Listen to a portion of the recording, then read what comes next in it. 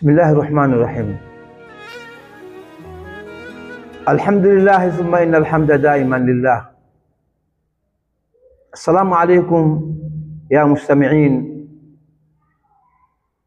Amani ya Mwenyezi Mungu Subhanahu wa Ta'ala iwasikilie nyinyi ndugu zangu ambao kwamba mmetoa mashikio yenu na macho yenu kutuangalia, na nawashukuru sana muhibina wetu wanaposikia mambo kama haya, wenye kupiga simu, wenye kutuambia barabarani kwamba ni mambo mazuri.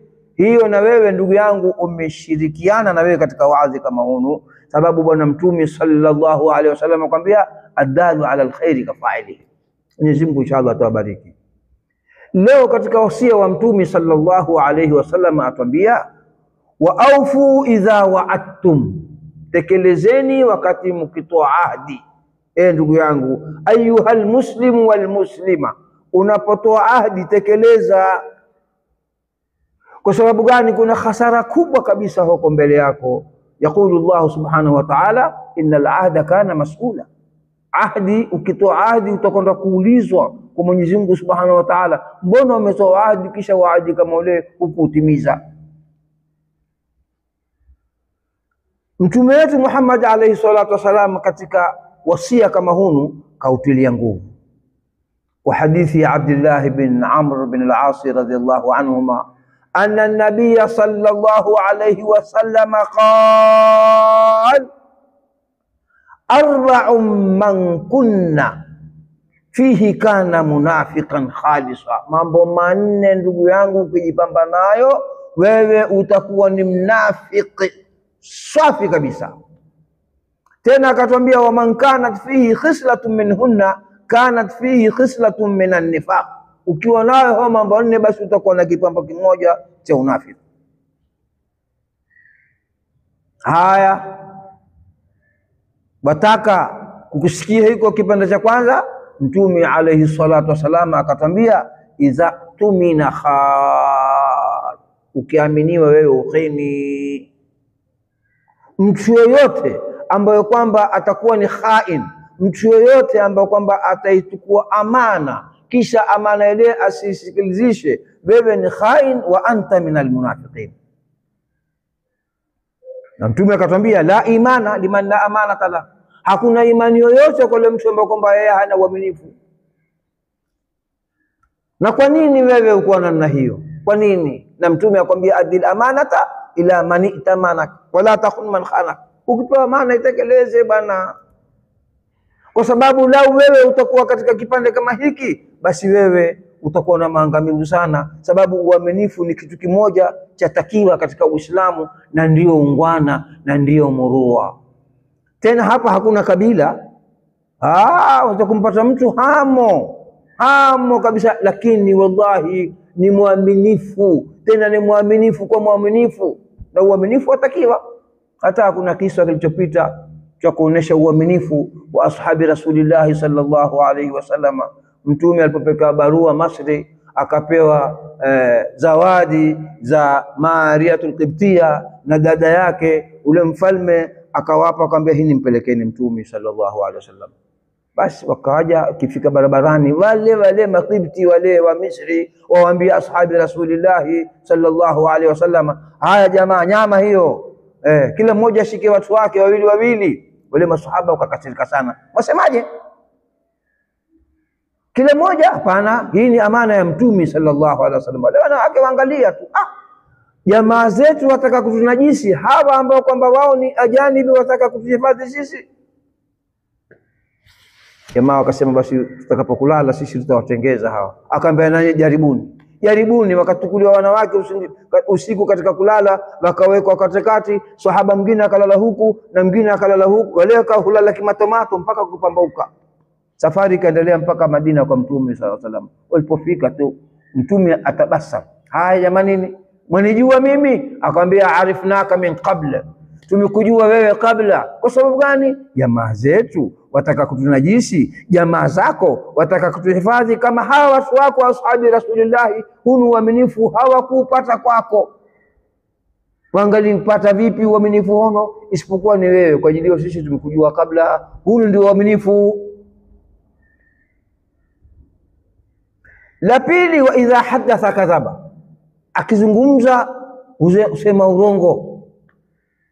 Husema urongo, na urongo ndio haufai kabisa. Ndugu yangu, usiseme urongo. Ukizungumza urongo wewe utakuwa ni mnafiki, na ukiwa ni mnafiki basi utakuwa uko katika hasara. Wa idha ahada ghadara, na akitoa ahdi hukhalifu. Wa idha khasama fajara, na akiteta basi kuna kuteta, uteta akafanya na uovu. Hizi alama nne ni mbaya sana. Mnafiki Mwenyezi Mungu Subhanahu wa Ta'ala akamweka mahala pake. Waqala Allah Subhanahu wa Ta'ala, innal munafiqina fi dharki al-asfali minan nar walan tajida lahum nasira. Hawa wataingia tobe la mwisho. Mnafiki, ndugu yangu, hebu nisikize, ishi na Mungu, ishi usikize na wasia wa Mtume sallallahu alaihi wasallama, usiwe katika wanafiki yaumul qiyama. Walan tajida lahum nasira, wala watu hawa hawatopata mwenye kuwa nusuru. Lakini unafiki ukitubia ila alladhina tabu. Ikiwa wewe utaona ulikuwa ni mnafiki, hebu kuanzia sasa tuate unafiki ili Mwenyezi Mungu Subhanahu wa Ta'ala apate kutusamehe. Wallahi, uaminifu ni kitu kizuri sana. Uaminifu ambao kwamba sisi tuwazungumza ni mkubwa sana. Hata nakumbuka kisa cha Sayyidina Umar bin Khattab radhiyallahu anhu, kwamba bwana mmoja alikuwa amepaswa auawe. Basi Sayyidina Umar akaangalia pale atakaye kukudhamini ni nani. Akaangalia akamwona Abi Dharr al-Ghafari. Na sababu kumtagua Abi Dharr al-Ghafari, Mtume sallallahu alaihi wasallam atuambia, mkitaka haja zenu takeni kwa wale wenye nyuso nzuri, sio ghadhaban, asifahamu piru, haijulikani. Usitake haja kwa watu kama hao. Basi yule bwana akamlekeza kotini hapo. Haya, Abi Dharr amekubali, akamwambia nimemdhamini huku muda siku 3. Yule bwana akaenda zake, akaenda kuchukua ahadi kwa mke wake, bwana mimi nimechukuliwa ahadi huko, lazima nende, mimi ndio kufa. Ile siku haijamalizika bwana, yule bwana akaja. Akija akamwambia, haya Umar, mimi nimerudi, ni hukumu. Akamwambia, lilokuleta ni jambo gani? Wewe si ulikuwa umekimbia, umekwenda nyumbani huko? Akamwambia, nitakimbia vipi? Nimekuja ya Umar, jitu ya Amir al-Mu'minin, nimekuja nisikwambia kwamba la yakula nasu innal wafaa qad mata. Nimekuja wasia watu wakasema kwamba ile wafaa hakuna tena. Angalia kazi, amekuja kwa ungwana shekhe, haukuja kwa uruba, kwa uarabu, la. Amekuja asema, ya Umar, nimerudi kwa sababu usikwambia ile ahdi imekufa, innal wafaa qad mata, ndio nimekuja kwa sababu kama hiyo. Hana ya Abi Dharr al-Ghafari, mbona umekubali kwamba kuwa wewe? Akwambia, na mimi wasia watu wakasema innal muru'ata qad mata. Subhanallah, wasia watu wakasema ule murua umekufa. Sasa nimemtukulia ahadi kwamba uko ule kutekeleza.